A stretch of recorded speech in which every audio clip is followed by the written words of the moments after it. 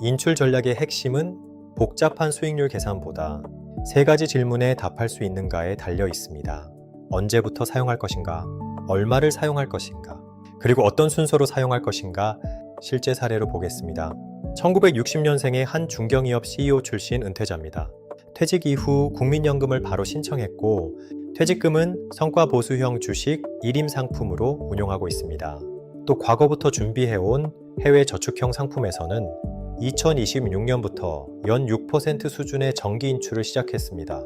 그리고 별도로 보유한 목돈 일부는 월지급식 채권 상품에 배치해 안정적인 현금 흐름을 만들었습니다. 현재 이분의 은퇴 이후 고정 현금 흐름은 다음과 같습니다. 국민연금 약 150만 원, 채권 월지급금 약 150만 원, 해외 저축 상품 인출 약 150만 원, 즉 시장 상황과 무관하게 매달 약 450만 원 수준의 기본 현금 흐름이 들어오는 구조입니다. 여기서 중요한 건 이분이 단순히 자산을 보유한 것이 아니라 생활비 구조를 먼저 완성했다는 점입니다. 첫 번째 질문, 언제부터 사용할 것인가? 많은 은퇴자는 자산은 많지만 사용 시점을 정하지 못합니다. 하지만 이 사례에서는 국민연금 개시 시점, 해외 저축상품 인출 시점, 채권 현금 흐름 시점이 퇴직 이후 생활 구조와 연결되어 있습니다. 즉, 소득 공백 없이 은퇴 직후부터 현금 흐름이 이어지는 구조입니다. 이건 재무학에서 말하는 소득 연속성 구조에 가깝습니다. 두 번째 질문, 얼마를 사용할 것인가? 이분은 생활비의 상당 부분을 시장 변동성이 아닌 정기 현금 흐름 기반으로 설계했습니다. 즉, 주식 자산을 억지로 매도하지 않아도 기본 생활이 유지됩니다. 이 구조는 행동 경제학적으로도 중요합니다. 왜냐하면 생활비가 시장 수익률과 직접 연결될수록 사람은 하락장에 더 민감하게 반응하기 때문입니다. 반대로 기본 생활비가 분리되어 있으면 투자 판단이 훨씬 안정적이 됩니다. 세 번째 질문, 어떤 순서로 사용할 것인가? 이 사례의 핵심은 바로 여기에 있습니다. 생활비는 국민연금과 채권 인출, 해외 저축 인출로 충당하고 6억 원 규모의 주식 1임 상품은 장기 성장 자산으로 유지하고 있습니다. 즉, 생활 자산과 성장 자산의 역할이 분리되어 있습니다. 그리고 여기서 다음 단계 전략이 등장합니다. 두 자녀가 해외에 거주하고 있기 때문에 추가 해외 저축형 상품을 활용해 향후 상속과 자산 이전까지 연결하려는 것입니다. 즉, 이분의 인출 전략은 단순 생활비 관리에서 끝나는 것이 아닙니다. 현재 생활 안정, 장기 투자 유지, 그리고 세대 간 이전까지 하나의 구조 안에 연결되어 있습니다. 바로 이것이 전략적 인출의 핵심입니다. 언제 사용할 것인가? 얼마를 사용할 것인가? 무엇을 남길 것인가? 이 세 가지 질문에 답할 수 있을 때 인출은 단순 소비가 아니라 삶 전체를 운영하는 구조가 되기 시작합니다. 인출 전략에서 가장 중요한 첫 질문은 언제 시작할 것인가입니다. 그런데 이 질문은 단순히 60세냐, 65세냐를 정하는 문제가 아닙니다. 인출 시점은 소득, 건강, 기대 수명, 연금 개시, 자산 유동성, 가족 책임이 교차하는 지점에서 결정됩니다. 즉, 인출 시작점은 나이가 아니라 전환점입니다. 첫 번째 기준은 소득 대체율의 변화입니다. OECD는 한국의 미래 수령금 대체율이 40% 이하 국가군에 속한다고 분석합니다. 이는 은퇴 후 공적연금만으로 기존 생활 수준을 유지하기 어렵다는 뜻입니다. 그래서 인출 시점은 국민연금이 시작되는 나이가 아니라 근로소득이 생활비를 충분히 커버하지 못하기 시작하는 순간부터 검토해야 합니다. 두 번째 기준은 기대여명입니다. 통계청 생명표에 따르면 2023년 기준 60세 남자는 앞으로 23.4년, 여자는 28.2년 더 생존할 것으로 예상됩니다. 이 말은 60대 초반의 인출 결정이 5년짜리 결정이 아니라 20년 이상 영향을 미치는 장기 결정이라는 뜻입니다. 그래서 인출 시작 시점은 지금 필요하니까가 아니라 앞으로 몇 년 동안 이 구조가 유지 가능한가를 기준으로 잡아야 합니다. 세 번째 기준은 연금 개시의 기회비용입니다. 국민연금은 조기 수령이 가능하지만 조기노령연금은 연령에 따라 지급률이 낮아지는 구조입니다. 예를 들어 5년 먼저 받으면 지급률이 크게 줄어들 수 있습니다. 따라서 조기 수령이 유리한 사람은 현금 흐름 공백이 크거나 건강, 직업, 가족 상황상 지금의 현금 흐름 가치가 더 큰 사람입니다. 반대로 다른 소득원이 충분하다면 연금 개시를 늦추고 다른 자산으로 브릿지 구간을 설계하는 방식도 가능합니다. 네 번째 기준은 건강 수명과 활동 가능 시간입니다. 인출을 너무 늦추면 돈은 남지만 사용할 수 있는 시간이 줄어듭니다. 여행, 배움, 가족과의 경험, 새로운 도전은 자산만 있다고 가능한 것이 아니라 체력과 시간이 함께 있어야 가능합니다. 그래서 인출 시점은 자산 수명만이 아니라 삶의 활동 가능 기간도 함께 봐야 합니다.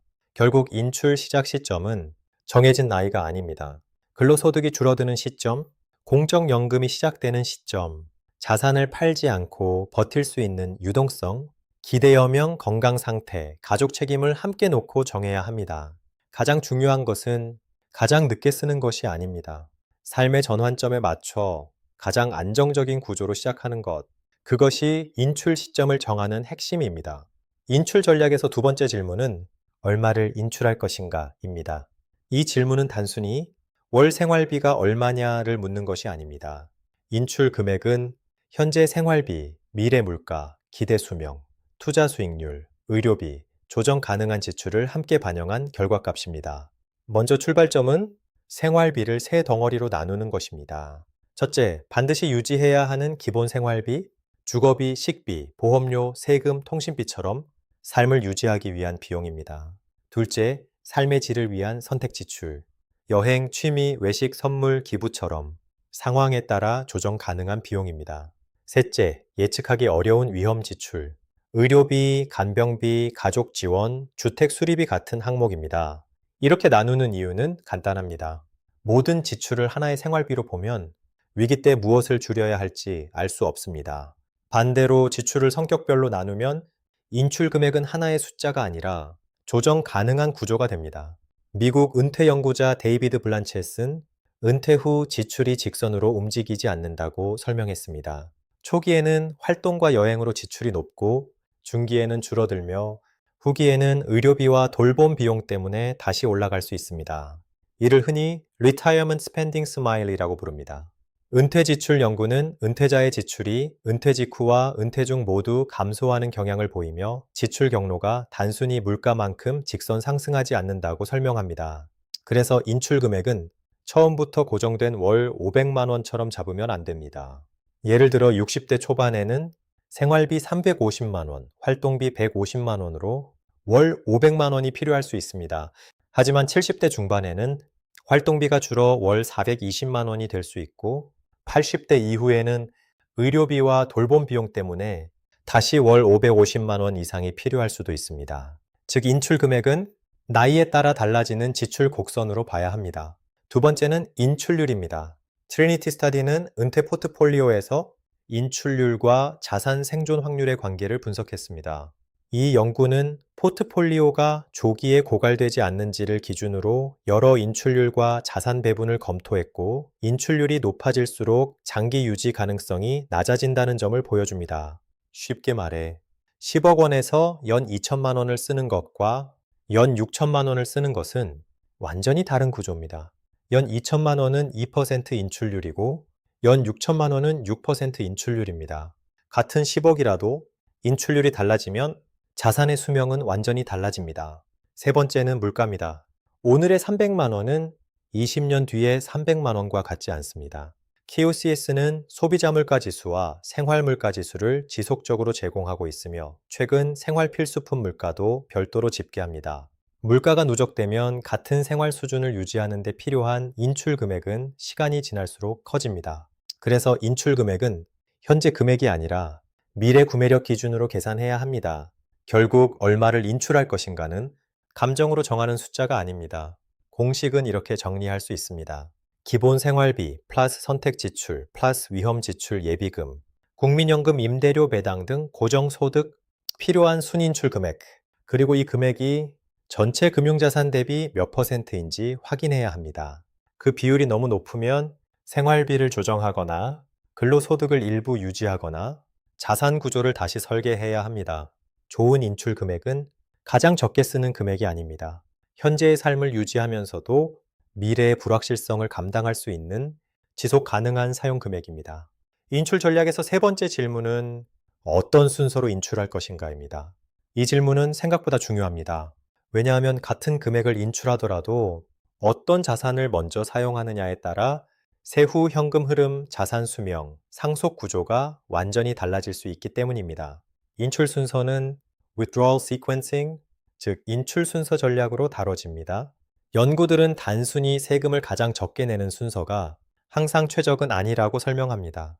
Financial Planning Association의 연구는 정교한 세금 모델을 적용했을 때 최저 세금과 최대 최종 자산이 항상 같은 결과를 만들지 않는다고 분석했습니다. 즉, 인출 순서는 세금 하나만이 아니라 자산 수명, 계좌 유형, 미래 세율, 상속 목적까지 함께 봐야 합니다. 가장 먼저 봐야 할 기준은 유동성 순서입니다. 생활비로 바로 필요한 돈은 가격 변동이 큰 자산에서 나오면 안 됩니다. 예를 들어 시장이 하락한 시기에 주식형 일임 자산을 팔아 생활비를 만들면 손실을 확정하게 됩니다. 반대로 일정 기간의 생활비가 현금, 예금, 단기 채권, 월지급식 채권에서 나온다면 성장 자산은 회복할 시간을 가질 수 있습니다. 두 번째는 세금 순서입니다. 미국 은퇴 연구에서는 과세 계좌, 과세 이연 계좌, 비과세 계좌를 어떤 순서로 인출하느냐에 따라 포트폴리오 수명이 달라진다고 설명합니다. 쿡 등의 연구는 세금 효율적 인출 순서가 기존의 단순한 순서보다 포트폴리오 지속 기간을 3년 이상 늘릴 수 있다고 분석했습니다. 한국에서도 원리는 같습니다.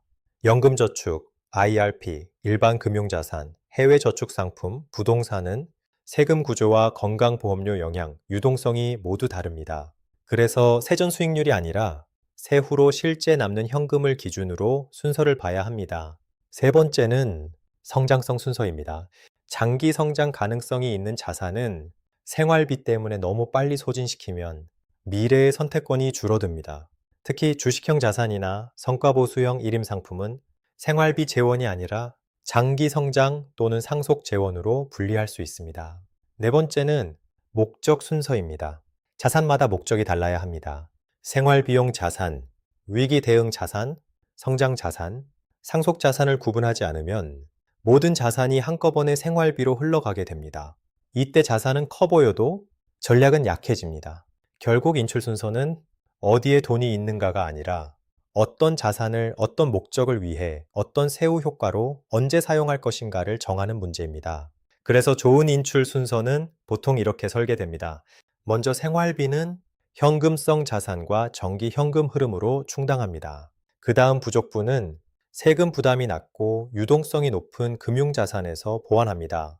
장기 성장 자산은 시장 회복과 상속 목적을 위해 최대한 시간을 줍니다. 부동산은 급하게 팔 자산이 아니라 거주, 담보, 임대, 상속 구조까지 함께 고려하는 후순위 자산으로 봅니다. 인출 순서가 정해져 있으면 시장이 흔들릴 때도 감정적으로 팔지 않습니다. 세금이 커질 때도 무작정 꺼내 쓰지 않습니다. 그리고 상속이 필요할 때도 남겨야 할 자산과 사용할 자산이 구분됩니다. 결국 인출 순서 설계는 단순한 돈의 순서가 아닙니다. 삶을 유지할 자산, 시간을 벌 자산, 성장할 자산, 남길 자산을 구분하는 자산 관리의 운영 원칙입니다. 인출 전략의 핵심은 세 가지 질문을 각각 푸는 것이 아닙니다. 오히려 중요한 건 세 질문이 서로 어떻게 영향을 주는가입니다. 흥미로운 건 재무학에서는 이 구조를 단순 투자 문제가 아니라 상호의존 시스템으로 본다는 점입니다. 예를 들어 인출 시점을 늦추면 자산은 더 오래 성장할 가능성이 생깁니다. 하지만 동시에 사용 가능한 시간은 줄어듭니다. 반대로 인출을 빨리 시작하면 삶의 자유도는 높아질 수 있지만 자산 유지 기간은 짧아질 수 있습니다. 즉, 언제의 결정은 단순 타이밍 문제가 아니라 시간 가치의 문제입니다.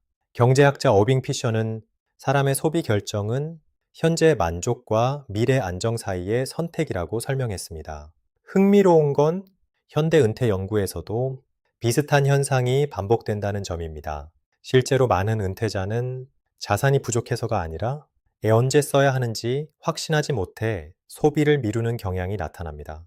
반대로 지나치게 낙관적인 경우에는 초기 인출 규모가 커지면서 후반부 자산 압박이 커질 수 있습니다. 즉, 언제와 얼마는 서로 독립적으로 움직이지 않습니다. 또 얼마와 순서도 연결됩니다. 같은 년 5천만 원을 인출해도 어떤 자산에서 먼저 꺼내느냐에 따라 미래 구조는 달라집니다. 예를 들어 성장 자산을 먼저 줄이면 장기 복리 구조가 약해질 수 있고, 안정 자산만 계속 사용하면 반대로 미래 인플레이션 대응력이 떨어질 수 있습니다. 그래서 글로벌 재무 설계에서는 인출 전략을 버켓 시스템처럼 역할별로 나누기도 합니다.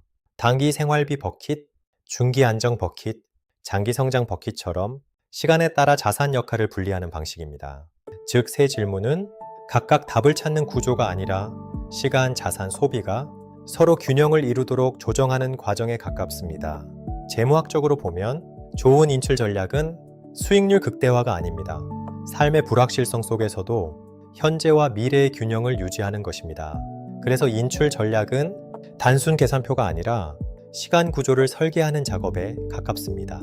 언제 사용할 것인가? 얼마를 사용할 것인가? 무엇부터 사용할 것인가? 이 세 질문은 따로 존재하지 않습니다. 하나를 바꾸는 순간 나머지 두 개도 함께 바뀌기 시작합니다.